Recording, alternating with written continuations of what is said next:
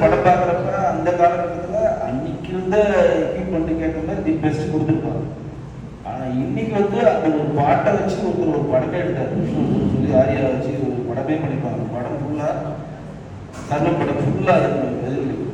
So இது இந்த பாடல் உருவான விதம் ஒன்று. ரெண்டாவது வந்து ஒரு ரொம்ப நான் ஒரு ஊடகவியாளர் உங்களுக்கே தெரியும், ஊடகத்தில் ஃபுல்லாக உங்களோட சேர்த்து பணியாற்றிருக்கேன், பல சேனல் ஒர்க் பண்ணியிருக்கேன்.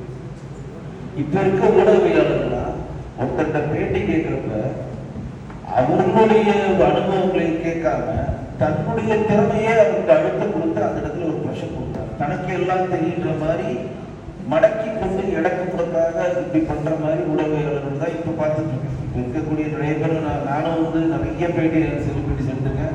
நடிகை கதையெல்லாம் நீங்கள் கேள்விப்பட்டிருக்கீங்க என்னோட ப்ரோக்ராம் கேட்டீங்க.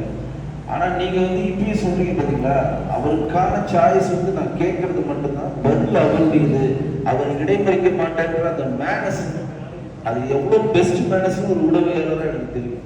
ஆனால் இப்போ இருக்கக்கூடிய ஊடகவியாளர் வந்து இந்த ரீல்ஸில் வரணும், பேட்டி எடுக்கிறவங்களை விட தான் புத்திசாலின்னு அந்த இடத்துல நிரூபிக்கணுன்ற ஒரு ப்ரெஷரை நோக்கி நகர்றாங்க. அப்போ வந்து ஒரு பத்திரிகையாளர் ஒரு ஊடகவியாளர் அவர்களுக்கு நீங்க சொல்ற ஒரு அட்வைஸ். மூணாவது கேள்வி ரொம்ப சிம்பிளான கேள்வி. பாரதிராஜா சார் முதல் வந்து ஏவிஎம் ப்ரொடக்ஷன்ல எடுத்த புதுமை பெண் கதையை வந்து ஜெயலலிதா அம்மாவுக்கு தான் சொன்னார். அவங்க தான் ஹீரோயினா பாயஸ் கார்டில் போய் சொல்லிட்டு வந்து அட்வான்ஸ்லாம் கொடுத்துட்டு வந்தாங்க. அப்புறம் டிராப் ஆச்சு. அந்த டைம்ல நீங்க பாரதிராஜாவோட நீங்க இருந்தீங்களா, ஜெயலலிதா அம்மாவோடைய அந்த கதை சொல்லணும். 3 கேள்வி.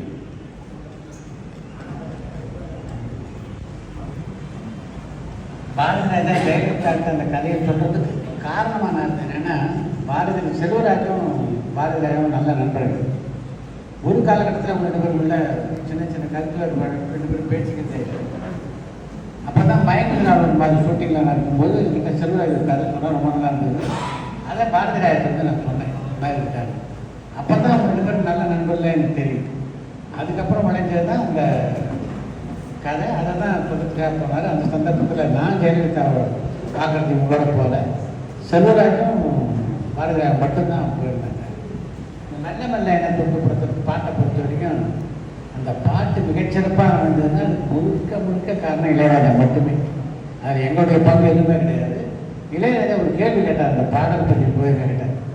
மொத்தமே சரணமே இல்லாமல் பல்லவி மட்டுமே பாட்டு பண்ணலாமான்னு கேட்டார். ஐடியா சூப்பராக இருக்க பண்ணலாமா? அந்த பாட்டில் சரணமே கிடையாது. மொத்தம் பார்த்தீங்கன்னா மெல்ல மெல்ல கொண்டு தான் மொத்தமே பல்லவியை மட்டும் வச்சு ஒரு பாட்டு போடலாமான்னா சூப்பராக இருக்குன்னு சொன்னோம். அந்த பாட்டு காலம் கடந்து இதுவரையிலே போட்டுருக்கின்ற ஒரு பாட்டாமையும் அப்படின்னு எனக்கு தெரியாது. அந்த பாட்டை ரொம்ப அழகாக பிக்சரைஸ் பண்ணியிருப்பார் என்னுடைய நண்பரான சீவிராஜன். ரொம்ப சூப்பரான பிக்சரைசேஷன், ஃபஸ்ட் கிளாஸ் பிக்சரைசேஷன். ஊடகவியலாளர் வந்து நான் வந்து பொதுவாக விஷயம் சொல்கிறேன். நம்ம ஆளுங்களுக்கு பிடிக்காத விஷயம் அறிவு தான். எல்லாருமே நம்ம வந்து நம்ம அறிவு சொல்லக்கூடிய ஆள் நம்ம என்ன இவர் அறிவு சொல்லணும் தான் எல்லாம் நினைக்கிறாங்க. ஆனால் நான் யாருக்குமே இதெல்லாம் சொல்கிறது இல்லை.